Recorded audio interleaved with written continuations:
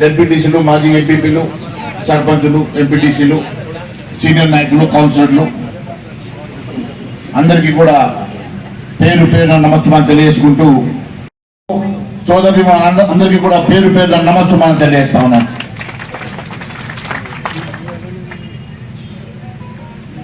ఈ రాష్ట్రంలో 7 ఏళ్ల క్రితం ఏర్పడినటువంటి కాంగ్రెస్ ప్రభుత్వం ఎన్నో హామీలు ఇచ్చి ఏ ఒక్క హామీ నెరవేర్చకపోగా ఎంతో గంభీరంగా రుణమాఫీ చేస్తామని చెప్పి దేవుళ్ళ మీద ఒట్టు పెట్టి మొన్నటి పార్లమెంట్ ఎన్నికల్లో ఓట్ల కోసం ఎక్కడ దేవుడు కనబడితే అక్కడ దేవుడి మీద ఒట్టు పెట్టి, ఎక్కడ దర్గా కనబడితే అక్కడ దర్గా మీద ఓటు పెట్టి ఖచ్చితంగా రుణమాఫీ చేస్తాం, 2 లక్షల రుణమాఫీ, ప్రతి రైతన్నకు కూడా రుణమాఫీ చేస్తామని చెప్పేసి పలికినటువంటి ముఖ్యమంత్రి గారు మొన్న వైరాలో జరిగినటువంటి 15 ఆగస్టు మీటింగ్ లో అందరికీ రుణమాఫీ చేశారని చెప్పారు. మరి రైతన్నలు పెద్ద ఎత్తున రోడ్డు మీదకి వచ్చి మాకు రుణమాఫీ జరగలేదు, మా అందరికీ కూడా రుణమాఫీ జరగలేదని చెప్పి రోడ్ల మీదకి వచ్చిన తర్వాత ఈ రోజు మళ్ళీ దాని మీద సమీక్ష చేస్తా ఉన్నారు. అంటే రుణమాఫీ వారు చేశామని చెప్పిన మాట వాస్తవం కాదని, వారు రుణమాఫీ చేశామని చెప్పి అబద్ధాలు చెప్పామని చెప్పి చెప్పకనే ఒప్పుకున్నారు. అన్నిటికన్నా ముఖ్యం, వారి స్వయంగా వారి మంత్రి తుమ్మల నాగేశ్వరరావు గారు ముందు చెప్తా ఉన్నారు సగం మందికి మాత్రమే రుణమాఫీ జరిగిందని. వారి మంత్రి పొంగురెడ్డి శ్రీనివాస్ రెడ్డి గారు చెప్తా ఉన్నారు ఇంకా 12,000 కోట్ల రూపాయల రుణమాఫీ జరగాల్సి ఉందని.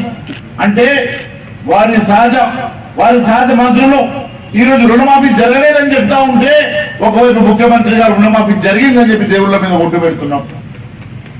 వారి ప్రభుత్వంలో ఉన్నటువంటి మంత్రులే రుణమాఫీ జరగలేదని చెప్తా ఉంటే ముఖ్యమంత్రి గారి డొల్లతనం ఈ రోజు బయటపడింది.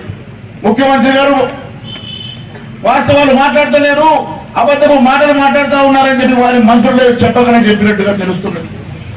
ఈ రకంగా ఈ ప్రభుత్వం ఏది మాట్లాడినా, ఈ ప్రభుత్వం ఏది చెప్పినా వాస్తవ దూరంగా అబద్ధపు మాటలుగా, బూటకు మాటలుగా తేలిపోతున్నది.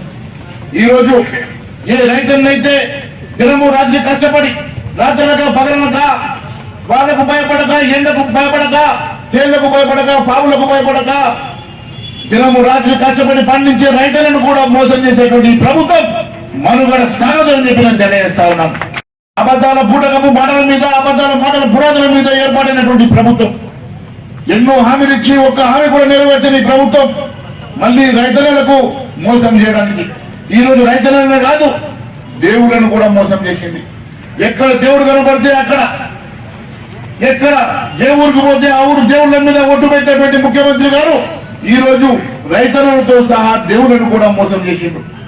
దేవుళ్ళ మీద ఒట్టు పెట్టి ఈ రోజు మళ్ళీ రుణమాఫీ చేయకుండానే రుణమాఫీ చేశానని అబద్ధాలు చెప్తా ఉన్నారంటే వారి సాహస మంత్రులే చెప్తా ఉన్నారు. వారి వెంట ఉన్న మంత్రులే మరి రుణమాఫీ జరగలేదని చెప్తా ఉంటే ముఖ్యమంత్రి గారి అబద్ధాలు ఈ రకంగా బయటపడేది తెలియజేస్తా ఉన్నాను. మీరు ఏదో మాయ మాటలు చెప్పి తప్పించుకుందామని చూస్తున్నారేమో. ముఖ్యమంత్రి గారు మీ ప్రభుత్వాన్ని వెంటాడతాం, ఖచ్చితంగా మీ వేడలు వచ్చి మీరు ఇచ్చిన మాటకు రుణమాఫీ జరిగే విధంగా మేము పోరాటం చేస్తామని తెలియజేస్తా ఉన్నాను. భారతీయ జనతా పార్టీ రైతుల పక్షాన్ని నిలబడుతుంది, భారతీయ జనతా పార్టీ రైతుల పక్షాన్ని పోరాటం చేస్తుంది. ఖచ్చితంగా మీరు రుణమాఫీ చేసే వరకు మేము ఖచ్చితంగా పోరాటం చేస్తామని తెలియజేస్తా ఉన్నాను. అంతేకాదు ఈ రోజు నేను మీ అందరి సమక్షంలో తెలియజేస్తా ఉన్నాను, ఇప్పటి వరకు ప్రభుత్వం ఎంతమందికి మరి రుణాలు మాఫీ చేసిందో మరి ఇప్పటి వరకు పబ్లిక్ డొమైన్ లో పెట్టలేదు. మరి ఈ రాష్ట్రంలో ఎంతమంది రుణాలు తీసుకున్నారు, ఎవరెవరికి ఎంతెంత రుణం ఉన్నది, ఎవరెవరికి రుణాలు మాఫీ చేసిండ్రు, మిగిలిన వాళ్ళు ఎంతమంది రుణం మాఫీ కాని వాళ్ళు ఎంతమంది ఉన్నారో ఇప్పటి వరకు మీరు శ్వేతపత్రం విడుదల చేయలేదు. కేవలం అందరికి రుణమాఫీ చేసిన అబద్ధాలు చెప్తా ఉంటే ఈ రోజు లెక్కలు చెప్తా ఉన్నాయి. ఈ రాష్ట్రంలో దాదాపు 60 లక్షల మంది రైతులు రుణాలు తీసుకుంటే మీరు కేవలం 22 లక్షల మంది రైతులకు మాత్రమే రుణమాఫీ చేశారు. అంటే మిగిలినటువంటి రైతాంగానికి మీరు 38 లక్షల మంది రైతాంగానికి ఇంకా మీరు రుణమాఫీ చేయలేదని చెప్పి మరి లెక్కలు చెప్తా ఉన్నాయి. అంటే ఈ రోజు కేవలం 22 లక్షల మందికి రుణమాఫీ చేసి ఈ రాష్ట్రంలో అందరికీ రుణమాఫీ చేశామని మీరు తప్పుడు లెక్కలు చెప్పడం ఇది ఎంతవరకు సమంజసమని అడుగుతా ఉన్నారు.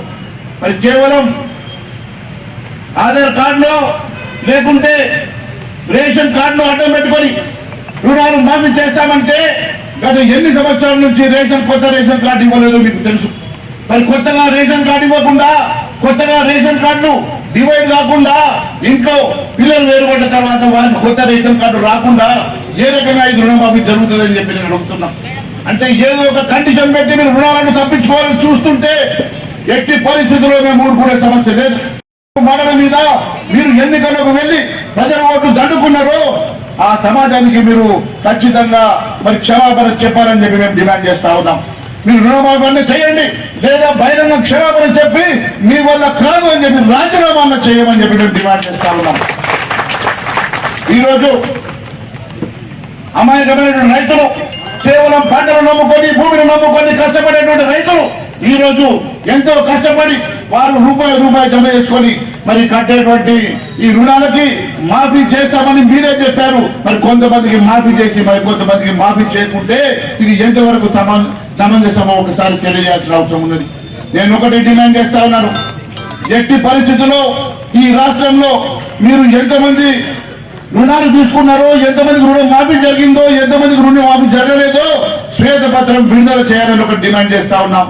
రెండోది, ఈ నెలాఖరు లోపల ఖచ్చితంగా రుణాలు తీసుకున్న ప్రతి ఒక్క రైతాంగానికి రుణమాఫీ చేయాల్సిందిగా మేము డిమాండ్ చేస్తా ఉన్నాం.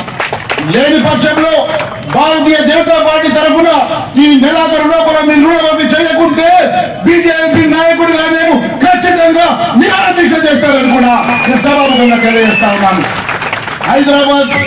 హైదరాబాద్ సాక్షిగా ఇందిరాబాద్ ముందు ధర్నా చౌకలో ఈ నెలాఖరు లోపల మీరు పూర్తిగా ఈ రైతాంగానికి రుణమాఫీ చేయకుంటే నేను రైతుల పక్షాన, ఈ రైతాంగం పక్షాన ఖచ్చితంగా నిరాహార దీక్ష చేస్తానని కూడా నేను తెలియజేస్తా ఉన్నాను.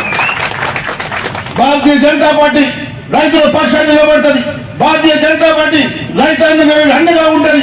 భారతీయ జనతా పార్టీ ఖచ్చితంగా మీరు ఇచ్చిన హామీలు నెరవేర్చే వరకు ఖచ్చితంగా ప్రజల పక్షాన్ని నిలబడి మేము పోరాటం చేస్తామని కూడా సభాముఖంగా తెలియజేస్తా ఉన్నాను.